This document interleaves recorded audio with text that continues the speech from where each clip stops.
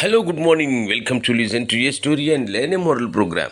This is your storyteller Kevin R. and Ravas English at Pay School, Virupchala, Musnur Mandal, Eluru district. Today's story is The Ice Cream Seller. Once a poor boy saw an ice cream cart.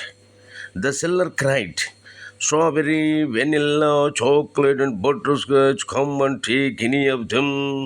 The boy searched his pockets for money and only he found a few nuts. The seller saw this and thought, I can fool him and give him an old ice cream in exchange of the nuts. He made the offer to the boy and the boy agreed. After the boy went away, the seller started eating the nuts. He realized that all the nuts were rotten. He quickly understood that it was God's way of saying tit for tat. The moral is you reap what you sow. You reap what you sow.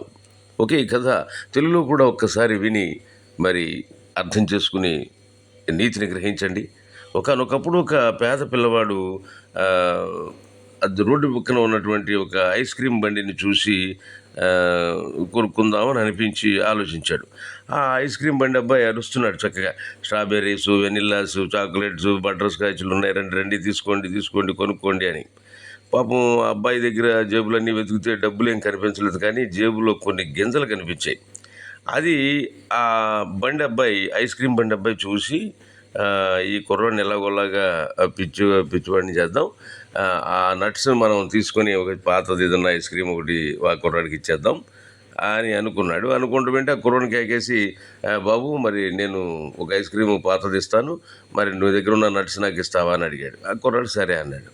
దాంతో ఆ కుర్రాడు nuts ఇచ్చాడు, ice cream తీసుకొని వెళ్ళిపోయాడు.